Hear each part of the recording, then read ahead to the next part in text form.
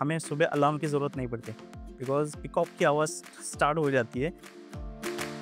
If you see the construction, it's like 70 to 80% open free space. So it's breezy, clean, fresh air. Different states के होके भी लोगों में unity है और हर एक त्योहार बहुत अच्छे से सेलिब्रेट होता है।